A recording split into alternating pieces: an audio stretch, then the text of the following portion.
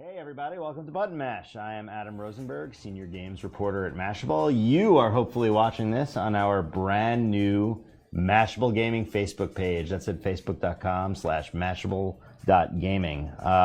Today we have a very special treat. We are taking a look at the new Call of Duty Infinite Warfare Zombies map, Rave in the Redwoods, with Associate Project Director Lee Ross. Maybe 2 months ago, we had Lee here to look at the first map in the game, Zombies in Spaceland. Rave in the Redwoods moves the setting from the 80s to the 90s, and from an 80s themed kind of theme park to a rave in the Redwoods. I mean, we're raving in the Redwoods and killing zombies.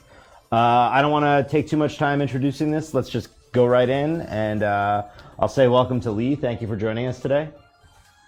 Hey, thanks for having me, guys. Cool. I'm gonna just start match and we'll be good to go. Let's do it. So tell me a little bit about Rave in the Redwoods. This is obviously continuing the story of our 4 hapless zombie victims. I guess we're gonna get the cutscene now, so this will catch it. No, we don't get the cutscenes in custom games, do we? No. No, you only get the cutscene on solo. Yeah. Let me just tweak my volume settings real quick. I've heard this game plenty. I'd rather hear you guys. Okay. So the first thing you'll notice, we don't have guns to start out with. Tell me a little bit about that. Yeah, so we wanted to kind of go back to that classic horror film. 90s movies. There weren't people running around with shotguns and AK-47s. This was find anything that you could get your hands on and protect yourself from whatever murderous slasher was chasing you down. And we wanted to be able to replicate that as best as we could. So the idea was, we set up these 4 melee weapons that are located in the lodge right around you. You can pick up the golf club, the axe, the machete, or the spiked baseball bat, and any of those can be used to lay waste to the zombies. Now they're free to pick up, but you got to be quick to get to your favorite one, because if your buddy picks it up before you, you've got to find something else. And they perform exactly the same, right? Same damage, all that. Yeah, they perform the exact same, but they do have a very different feel to them.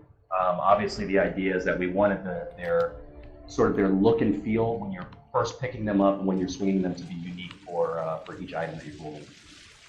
And these count as one of your 2 weapons, essentially, correct?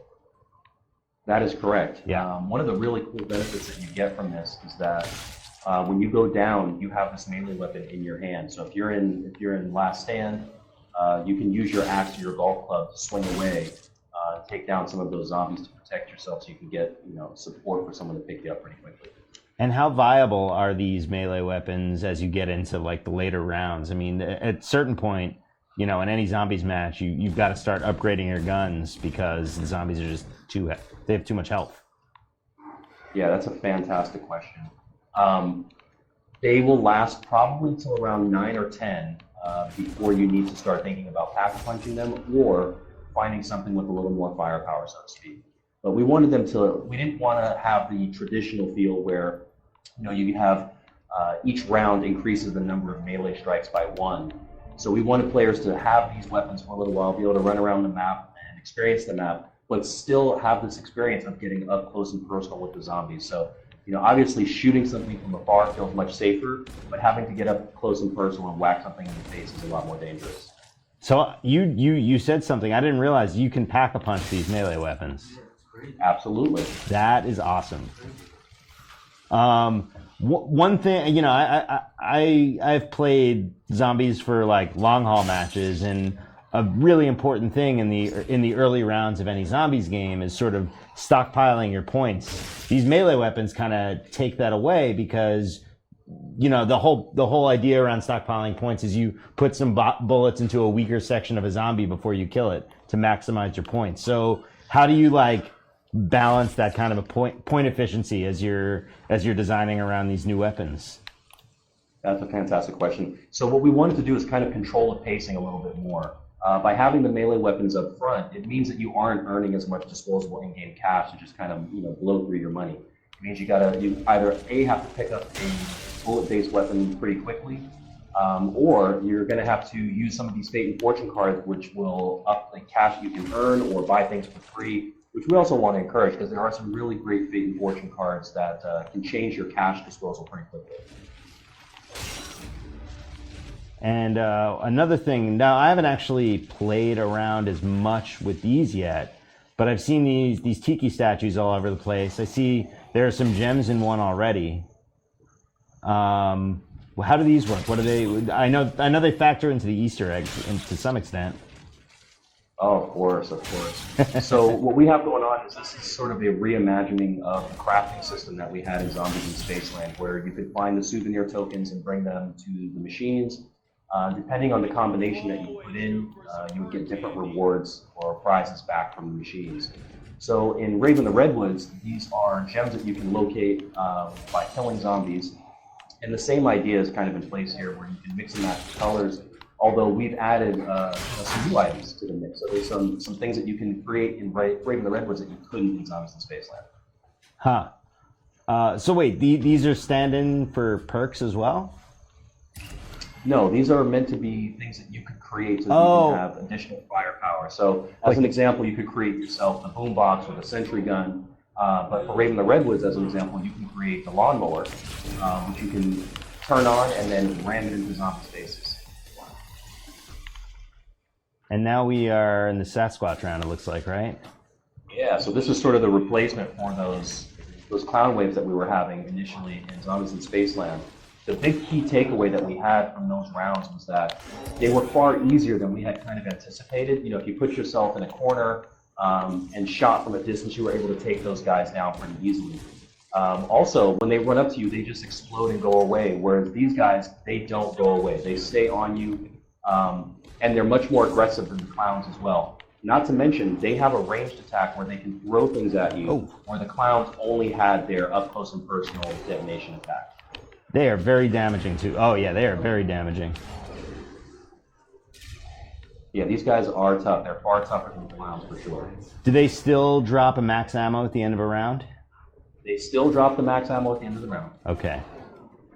Oh, and there it is. So like I had mentioned, those melee weapons, when you're down, they give you a really good advantage, especially, like I said, since they're pretty powerful for scene 9 or 10. Having that weapon at your disposal, as opposed to, say, a pistol when you're down, really, you can clear the area out pretty quickly. Yeah. Now, what I'd like to do is trigger Rave mode, where I'm next to the fire. You come next to the fire. Once I trigger it, it will bring you into Rave mode as well. So let me head back over there. Yeah, I was going to ask you about that. I have a pouch as well. I've seen Rave mode. It's pretty cool. Yeah, so what's going to happen is, once we're in Rave mode, our damage that we can do is going to be significantly increased. Oh, I am down. So we can lay waste to these guys pretty quickly. Oh, so when you go down, you actually pop out of Rave mode, I see. Yes. We sort of take the goodies away from you.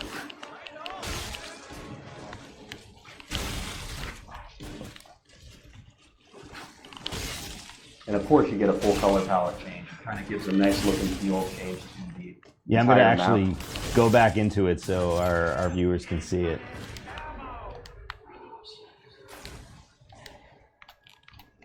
The other cool thing about Rave mode is it's how we introduce the villainous enemy, the slasher.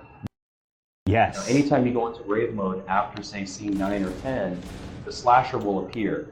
And he's meant to be that traditional 80s, 90s sort of horror film jump scare. So no matter how fast you run, no matter what corner you turn, he's kind of just walking behind you, sort of like, Michael Myers or Jason Voorhees.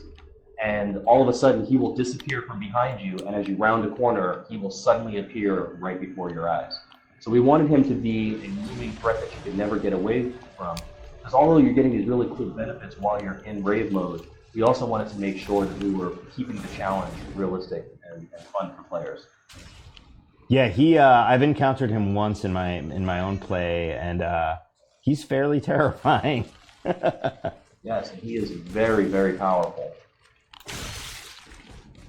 The melee stuff, the melee weapons are great. I love having this kind of oh crap button. I mean, we're in round 7 right now, And I'm still one-shotting and they're zombies. still holding tight. I think we had a lot of fun when we were first developing this map. I think the idea of the melee stuff, it's a challenge bringing something new to the table like this, but it also gives us an opportunity to make our experience for zombies feel unique and different. And I think starting off with a no weapon, having to find the melee weapons, and then having them be useful for a longer period of time, I think is something that surprised a lot of people when they first picked them up, because in Zombies in Spaceland we had the axe. And as fun as it was as a melee weapon, it really could become quite useless after certain rounds. You have to pack punch that weapon pretty quickly.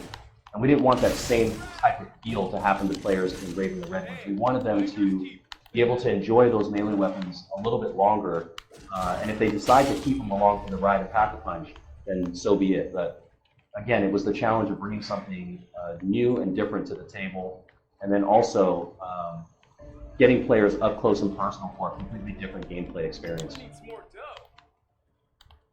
One thing I noticed, the zombies now drop, oops, I'm getting hit from somewhere. They drop grenades. So there are no more wall grenades, right?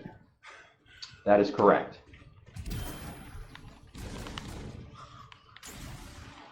You can also earn grenades from completing the different challenges from around the map.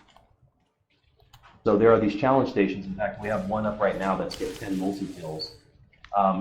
When completing these, if you return to the challenge station, you can pick up a black hole grenade or rewind or any various number of power-ups that we offer.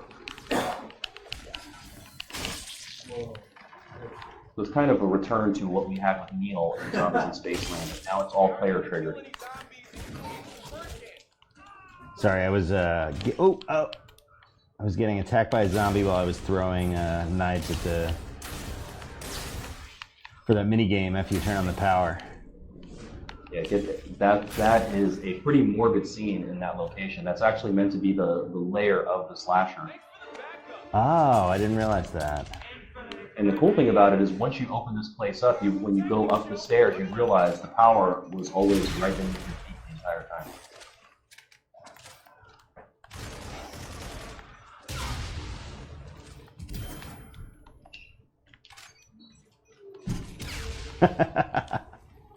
That was awesome. That was pretty good. That's an extra name. That was cool. That was me. And the one thing I haven't actually found in this yet, I know Kevin Smith is involved in this map in some way. He's part of the Easter egg, I assume? Well, absolutely. He's got quite a bit more to his story than just being tied to the Easter egg. Gotcha. We have what we call memory charms that players can find within the map. And by finding those, you can kind of uncover a little bit more of this backstory for both Kevin and also for our overall villain of this entire experience, Willard Wyler. Right. Who's voiced by Paul Rubens, if I recall correctly. That is correct, a.k.a. Pee Wee Herman. I could buy another gun, but I really want to keep this axe. Adam, can you ask if there's like the equivalent of the thunder cannon or ray gun? Oh yeah, wonder We weapons. almost have all the parts where we can make our way to the boat and actually go see Kevin Smith and kick off some of the conversation with his character. Oh great, I will come find you guys as soon as I get out of trouble here. We actually have a question in the studio here about wonder weapons in this map. Yep. I assume some are still... What's that?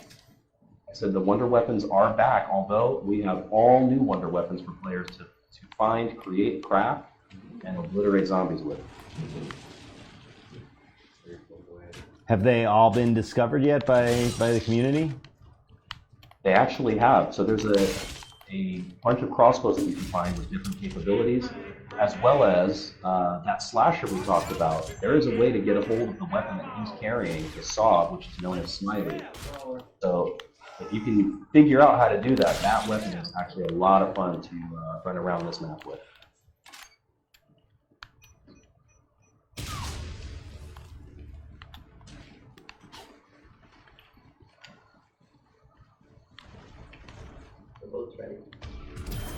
So it's ready. All right. So we just need the cache to open up. I'm just about ready to open up. I have 3,300.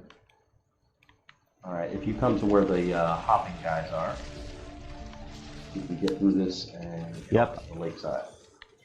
Also, by the lake, we've got a really cool new trap where we love to feed the fishes. And so there's a dock that you can get on top of. And by being on that dock, you can kick some chum into the water. And any zombies that walk into that water are going to be chewed up by the fish that are there. It's a pretty fun sight to see.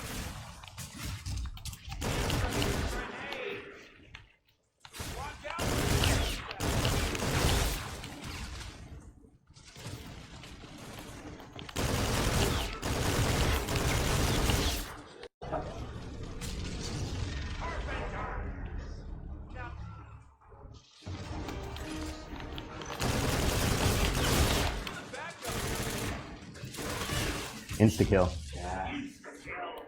Now we're talking.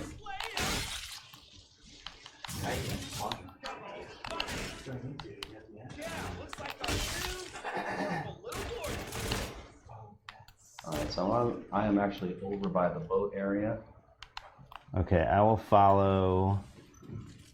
I'm having a hard time seeing the name. Oh, it looks like Vabor. Okay, I'll follow Vabor.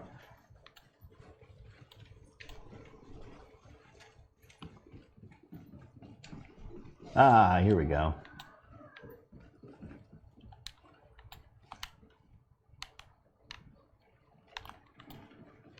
Alright, so we can go ahead and trigger the boat here. Okay. This holds where to ride to the island. And now you're temporarily safe while you're on the boat. However, you'll begin to see the zombies spawn on the island as we make our way across the whole side. And that is a zip line I see over my head, isn't it? That is, good eye. So once you get to the other side here, the only way back is actually via the zip line. So that is actually up by Kevin's cabin here. And it will take you right back into the center of the Redwoods. Mm-hmm. However, there are other locations that are also sort of fast travel routes where you can use zip lines as well. So, sort of a return to Call of the Dead. Yeah, just a little bit. Because that was I think that was the last time there were zip lines, right? I think it's been a while. All right, so be careful on this island because you can get surrounded pretty quick. Let's make our way up to Kevin and trigger off a conversation with him here. You can actually see that he is up in the rafters, kind of hiding out. Oh yeah, and there's a Kevin reason Smith. why he's hiding out. He's sort of gone through this entire experience several times. Think of Kevin Smith's character as sort of going through an awful version of Groundhog Day. Which, I mean, let's face it, that's video games for you. Exactly. And I'm going to go ahead and repair the projector, and right behind us, we're going to open the room to the pack-a-punch. Oh, that's you what. can actually turn to the projection room that we had in Zombies in Spaceland.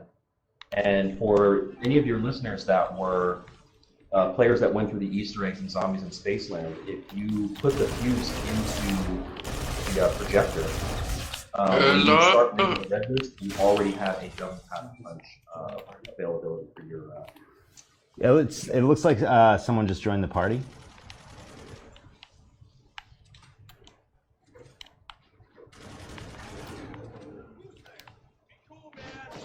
Yeah, that's me. That's not someone on my friends list. No, we are Yeah. picking right now. Great, thank you.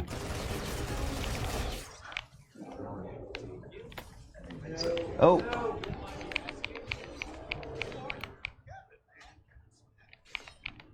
I went down. Sorry. So did I. We got overwhelmed by these Sasquatches. What is the plural for Sasquatch? Sasquai? Why Sasquatch? I would go with that. We also refer to them as Bigfoot, and we had a conversation. So in the plural form, does that mean that they are big feet? Yes. I don't know. We'll have to talk about that a little more. So to get to Pack-a-Punch, we'll have to come back to this island.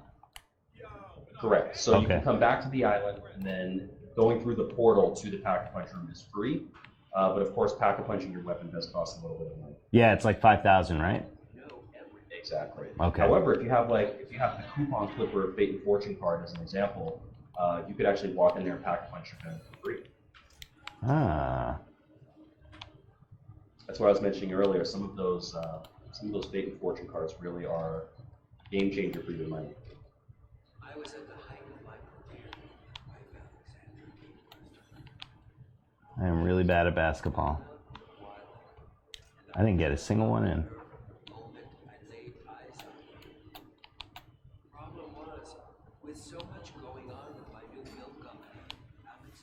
So, what, creatively, as there are two of these maps now. One is in the 80s, one is in the 90s. Both are in these sort of very kind of traditional, I would say, horror movie settings.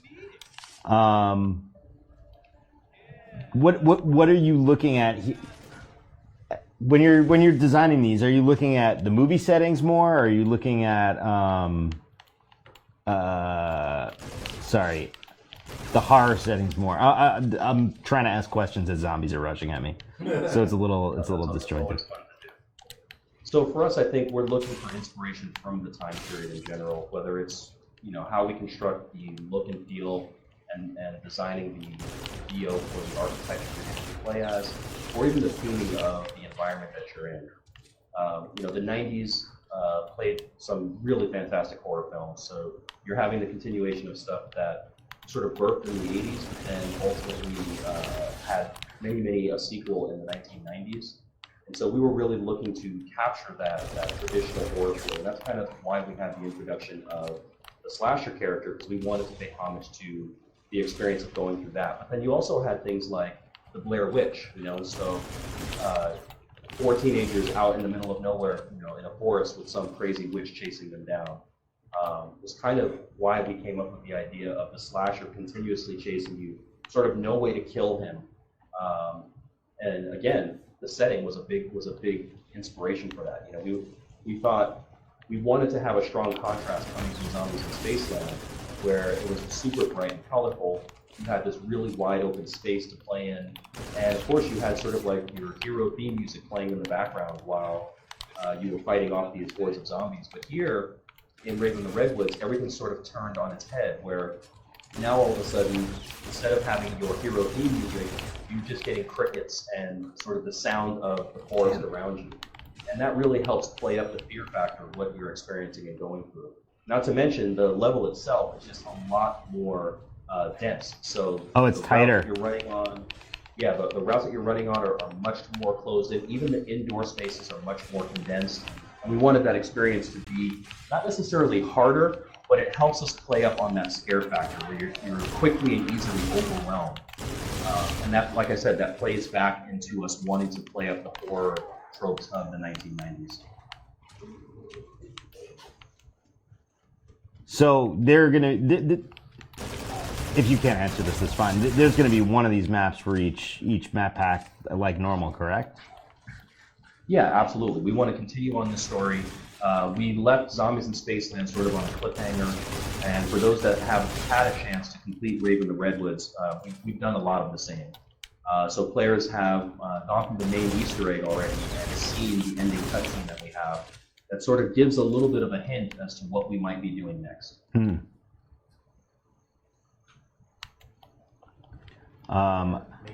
ask if the audience has any questions for the devs. Does the audience? Are we getting any comments? Oh, okay. Yeah. If you're watching and you have any comments, please. If you have any questions, please drop them in the comments. I wanted to actually come back to the kind of claustrophobic nature of this map. A big strategy in Zombies is building up a train behind you, spinning around, and shooting them all in the head. That is not. That might not work as well on this map, though.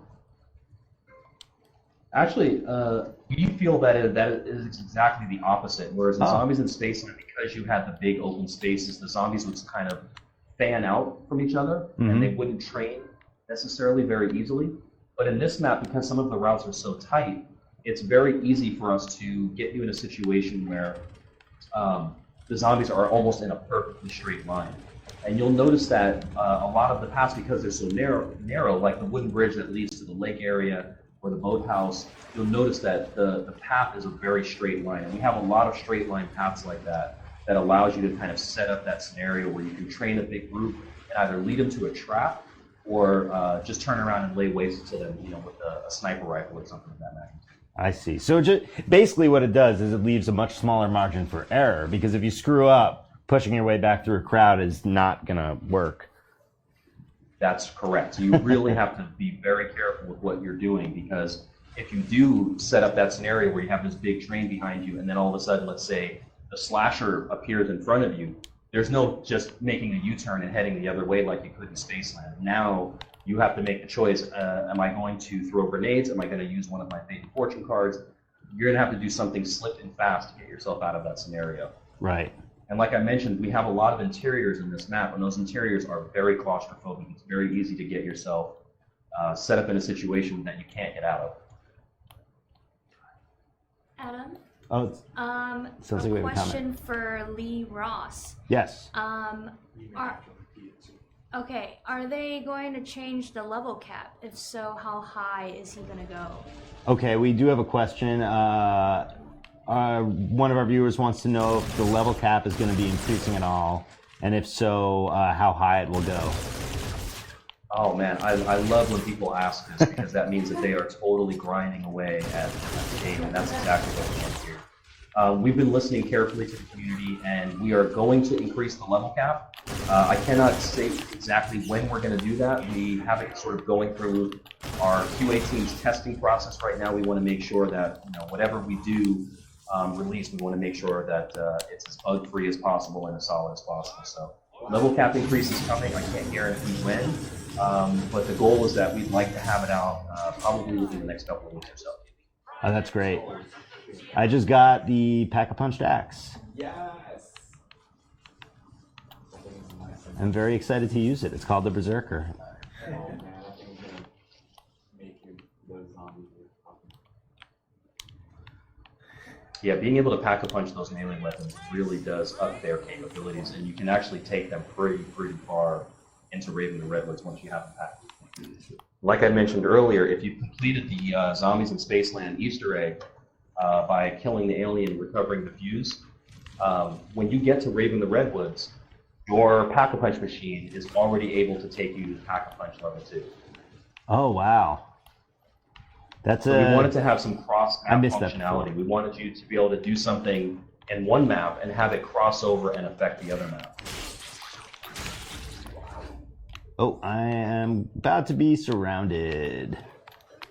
Yeah, that's not going to go well for me. Where am I? One of the things that fans had been bringing up was they wanted new perks. And we have introduced perks in this map that are new, but we did it in a slightly different way.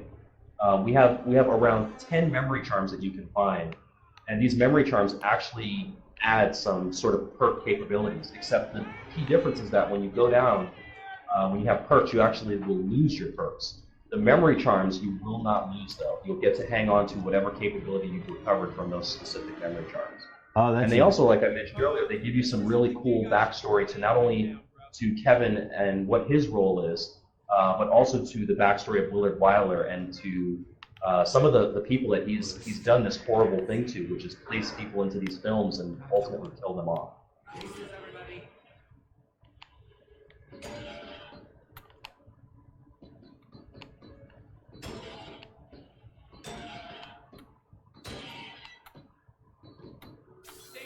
In fact, for your savvy viewers, if they paid attention to when we released the first screenshots of the Rave and the Redwoods poster, we have all the names of the cast that are featured in Rave and the Redwoods on that poster. And if Kevin Smith is going to be in this map, wouldn't you think that Jason Mewes would be in this map too? One would expect. They're kind of inseparable. Right? So of course, Jason's featured somewhere in this storyline, and I won't spoil it for people that haven't gotten to it yet, but he plays a very pivotal role within the story for Rave and the Redwoods. And that, I mean, this is all, I'm guessing he's been discovered. Are there any bigger secrets that haven't been discovered yet? Absolutely. Of course there are. We wanted this map to be accessible for a very large audience, and I think that was our goal as well for Zombies in Spaceland. We know that there's the hardcore, community that wants to dive in and search for Easter eggs and turn over every stone to find every secret of the map. We have stuff like that for that particular audience, but we also wanted to make this map really open and available to just the average player that wants to jump in and enjoy sitting on the couch and blowing some zombies' heads off. So in particular for this map, one of the Easter eggs that has not been uncovered yet is we have a return of the arcade machine Ghost and Skulls. We have the sequel, Ghost and Skulls 2, featured in this map, but no one has yet to find how to unlock that arcade game yet. I feel like I saw that before. Oops. And who knows, it might just give some very awesome rewards.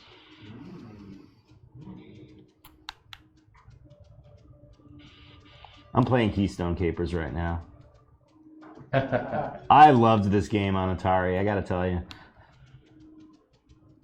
She spent almost as much time. Yeah, we had a blast bringing those Atari games back. In the office, when we first got everything up and running, there was a point where we were competing, going for high scores, and it was quite a blast.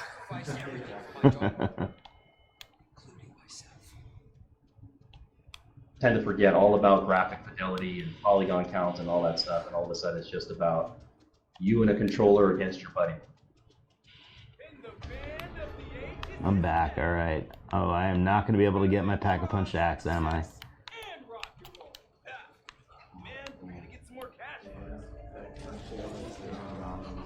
I don't even have enough money for the M1. This is going to be bad. Yeah, I'm in a tight spot cash-wise myself here. See if I can actually survive this round. I will mention we are at scene 14, so if you do happen to go into the Rave Vision mode, be very careful because there's a very good chance you're going to run into Mr. Slasher. Oh shoot, that is...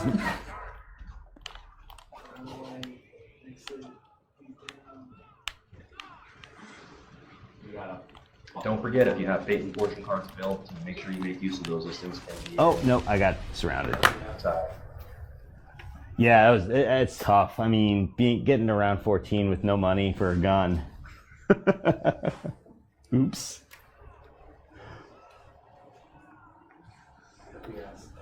But getting back to what you were saying before, that kind of balance between catering to the huge Zombies fans and bringing people in. I mean, this is something I noticed in Spaceland too, and we talked about it last time. Zombies has a reputation for being somewhat, let's say, inscrutable. And one thing I really appreciated about Spaceland, and this as well, I mean, it's the same deal here. I can get much further just playing on my own when I play this. Yeah, we wanted this to be an experience that was not only just for the hardcore Zombies community, but also fans that this might be the first time they're hopping into Zombies, and we wanted to make sure that there was something for them to enjoy as well. Like I mentioned, we hid these really deep Easter eggs for players that want to scour the map and go through, every nook and cranny to find the secrets. But we also wanted that experience to be something where, like I said, you could sit on the couch, play with your buddy split screen, and just have a good time shooting zombies' heads off. And for most people, we wanted that experience to be as long as possible. So whether that meant surviving to later rounds or being able to open up and explore more of the map, we were looking at every opportunity that we could to sort of expand the ability for players to hop into this experience and have a good time. These maps also introduce something new for zombies in that you can beat them in a sense. I mean, I know I believe it was Mob of the Dead had an actual ending, but other than that, the thing about zombies is it doesn't end. Yeah, that's correct. So even though you can get to the ending cutscene and sort of figure out what's going to happen next, the scenes keep counting. You get to continue playing so that you can go for that high round count if you want to. I didn't try realize to get to whatever. So although we sort of kick off, saying, hey, this is what's going to be happening next, we're also leaving the door open for players that just want to, just keep on shooting zombies. Which really, that's why we're here. Exactly. Adam, A few of our audience members are asking if we could give us a few hints for the Ghost and Skills 2. Ghost and Skulls. Ghost and Skulls 2. Okay, we have another question. A few people are asking for hints with the Ghost and Skulls 2. Easter egg. Of course they are, and that is the one thing that I promise not to give away. How We don't about allow the community to dig in and find that. I think the people that found Ghost and Skulls 1 and got to experience, being inside of sort of an arcade machine, it's kind of weird because you're in a game that's in a movie and then you were inside of a game, which was a really weird situation. But we have a very similar situation set up for Ghost and Skulls 2 where the steps are fairly complicated. It's going to take a lot of the community sort of working together to figure out exactly how to uncover this thing.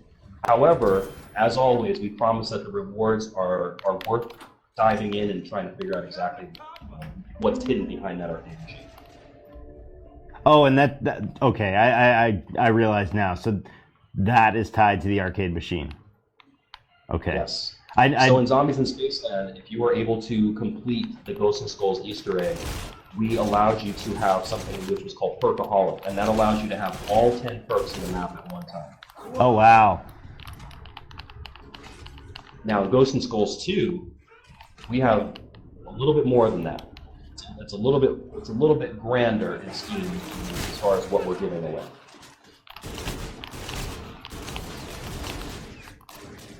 And I have to say, giving away is not the right choice of words because we're going to make people work for it.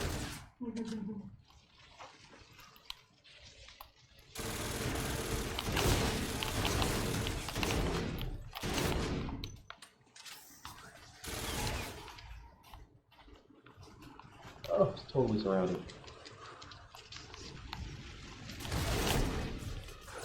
Oh. Another question. We got another question. What's with the hog's head? Is that part of the Ghost and Skulls challenge? So another somewhat Ghost and Skulls challenge question, maybe. What's with the hogs heads? I can't say.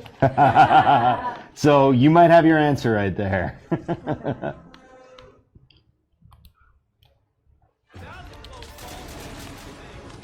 I've got the slasher chasing me.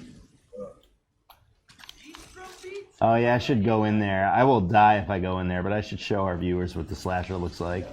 Because it is Something terrifying. interesting about Rave Vision mode is that Oh, God. if I go into Rave Vision and you don't, I could be fighting zombies that are all glowed out, but also be experiencing the challenge of seeing the slasher, and you won't actually see him. You have to be in Rave mode to experience him. So it's a really interesting thing that you can have happen where your teammate is being surrounded and attacked by this virtual character that you can't see and you can't fight for them. So to us on the outside, it'll just look like you're shooting into nothing, basically. Very much so. And like I said, he's meant to be that jump scare and cut paths off. So if you're training a bunch of zombies and then you turn a corner, all of a sudden there he is and he's cut your route off, and he's pretty much a 1 or 2 hit kill. So he's a pretty formidable foe.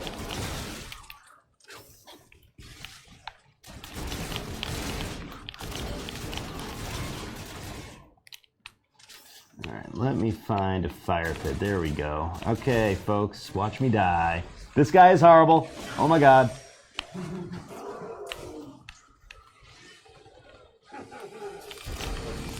Yep, that's the slasher. He's Notice charging me. he's much like the brute in Zombies in Spaceland. He doesn't go away. So he'll continue through each scene until you come out of Rave mode, or if you ultimately figure out how to get him out of Rave mode.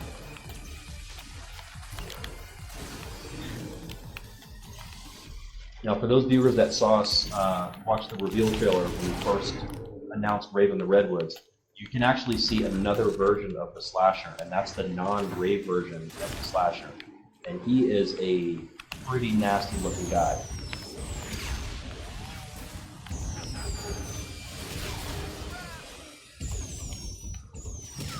I survived. Look at that.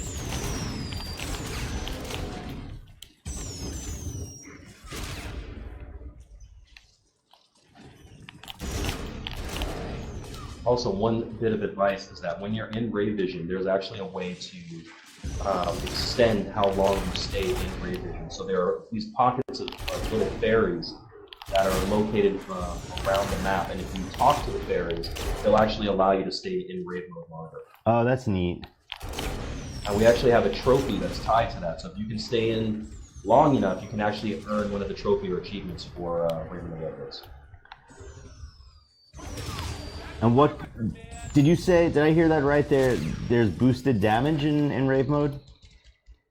Yeah, so you're doing significantly more damage when you're in Rave mode, but you're also having some of your capabilities taken away, like interacting with wall buy weapons. You're no longer able to buy weapons off the wall or use the magic wheel, for example. Oh wow! So it sort of ups the ante for you. Where is the? And of course, you have the slasher chasing you the whole time. Oh, there's the box. Okay, I'm gonna move toward the box actually.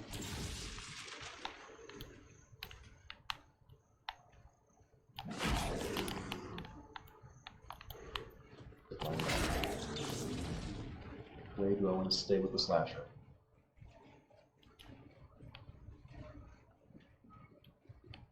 Of course, Poofy's right in front of me. This way.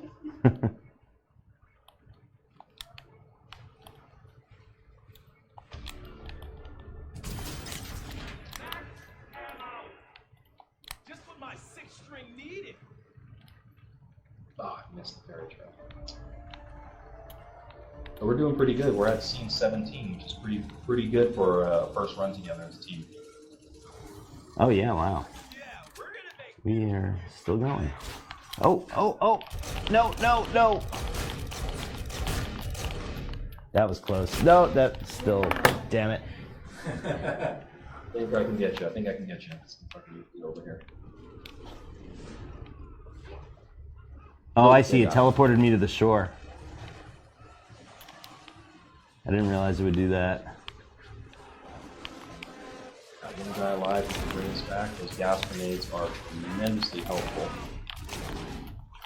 I highly recommend using the gas grenades. Oh yeah, I have one of those. I need to get clear for a minute.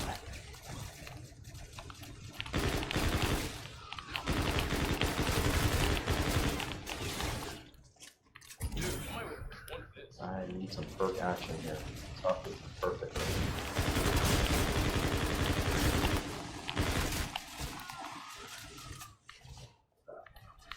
Uh-oh, damn.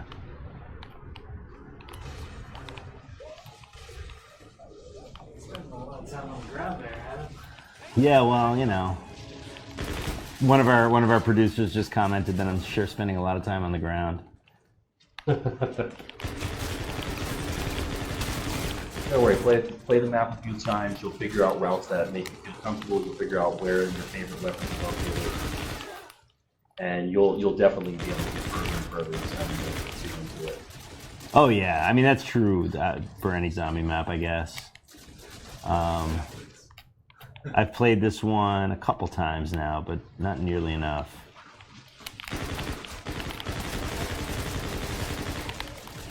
And it's actually a pretty big map, although it's not footprint-wise just as large as Spaceland. We have a bunch of paths that go underneath the map, and of course, we have the ability to go in and out of two artistically very different places, going from Rave mode to real world and vice versa.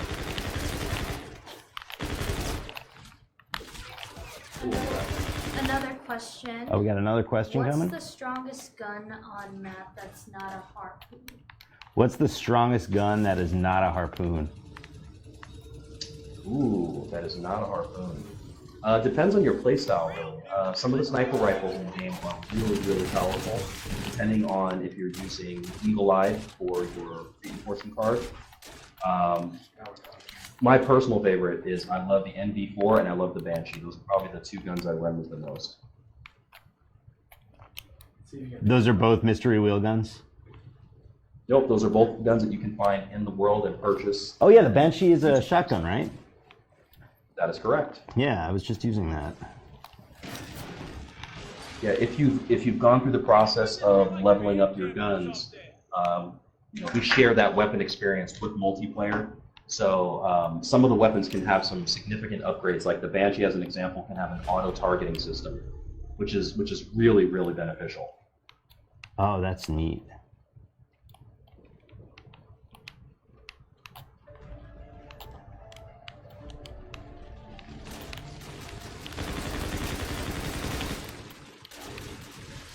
So close.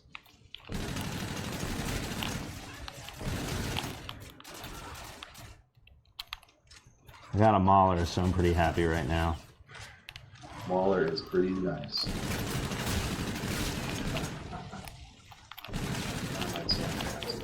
Oh, I'm gonna die. Maybe not, maybe not, maybe not. Nope. Almost made it. Insta-kill, we might be able to get you.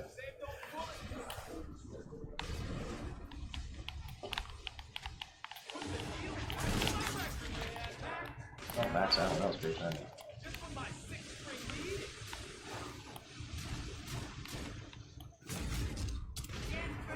And you finish grenades.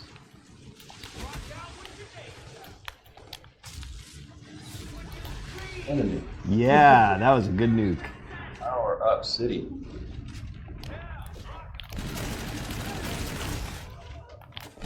Oh. Nice. Why can't I use this first aid kit? Isn't that such a tease? You're like, yeah, this thing's got to be useful, right? No, there's no. Yeah, damn it. It would sure be helpful.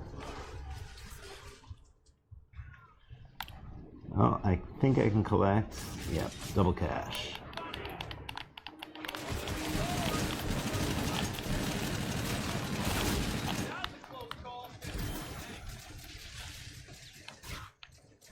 Come on, zombos. Okay.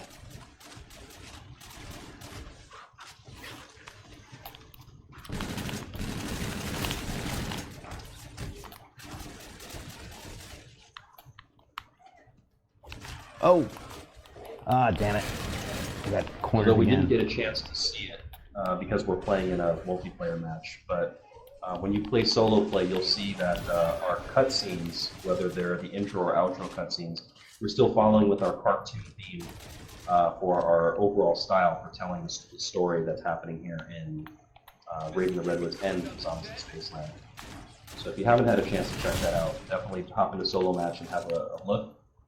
There's definitely a little bit of information as to what's going on in this map, where you are, what time period, although not exactly. But it's definitely keeping in mind the way we were deciding to tell this story. Yeah, I watched the opening cutscene. I haven't seen the closing cutscene yet. I'll refill your card deck, yes.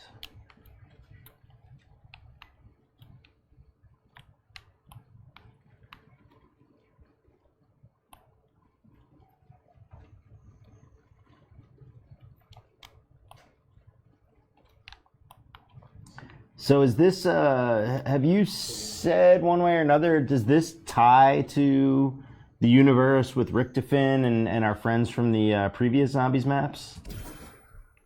We haven't said specifically, but for us, this is a standalone universe for us. This is not something that ties into the Treyarch compilation of maps and games.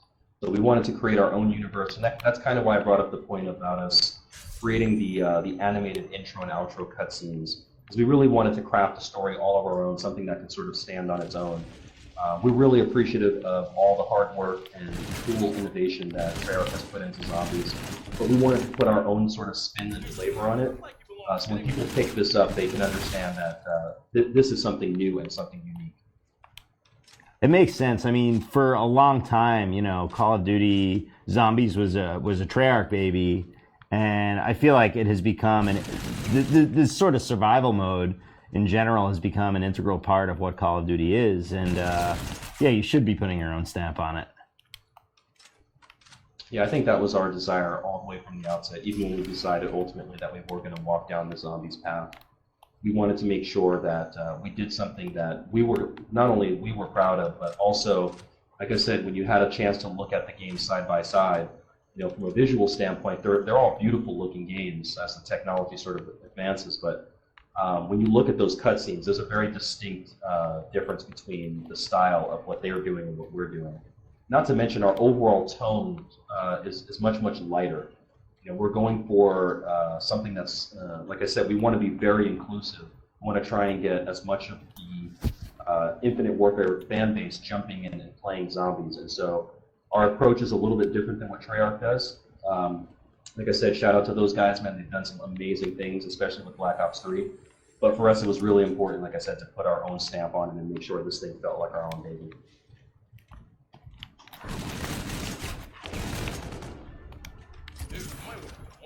What brings the boat back? Just out of curiosity. I think it comes back over time. Okay. So someone must have just taken it. Gotcha.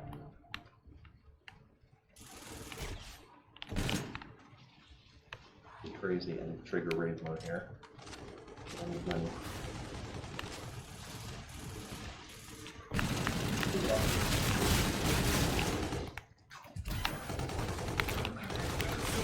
Oh crap. Oh crap. Yes. Oh, we have another question. What does the ring charm do? The what? The ring charm. The ring charm. What does the ring charm do? That's not something I found yet, but we have a viewer who's asking.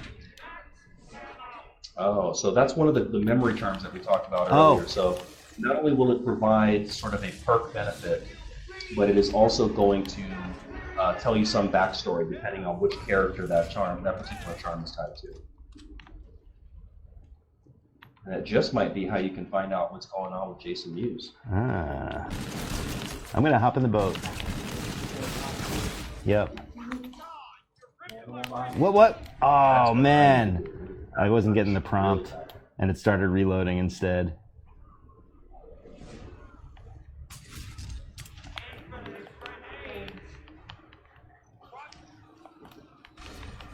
Oh, that is a bad scene up ahead. Oh, they all just died. Okay. There we go. I'm gonna go pack a punch this mauler.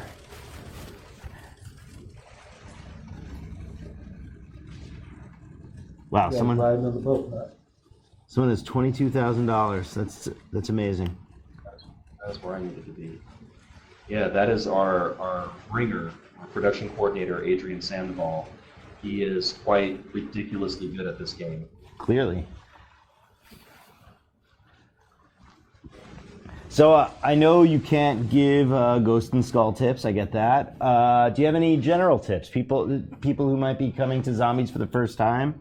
What would you recommend they do to sort of last many rounds? Because I feel like that's the starting point for Zombies. You have to learn how to survive for many rounds, and then you can start digging into the other stuff. Well, I think one of the tips that I'd love for people to pay attention to is definitely work with the weapon kits.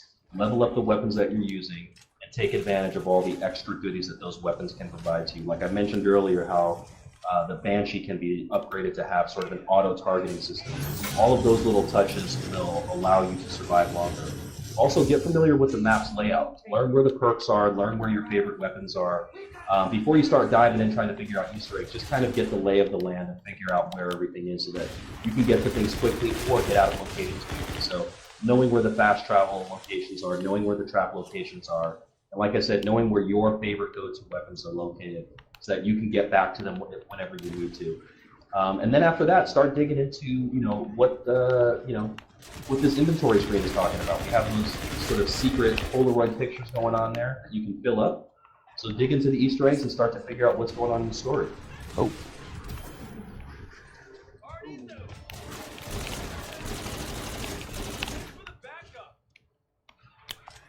So I think on our side, we're almost about out of time. Was there anything else you guys wanted to dig in and ask us before we get out of here? Do we have any lingering questions? No? All right. I'm just going to run into a mob and show people what this mauler can do. Since I just pack a punch it. There's got to be a mob somewhere. Oh, this is clearly a trap.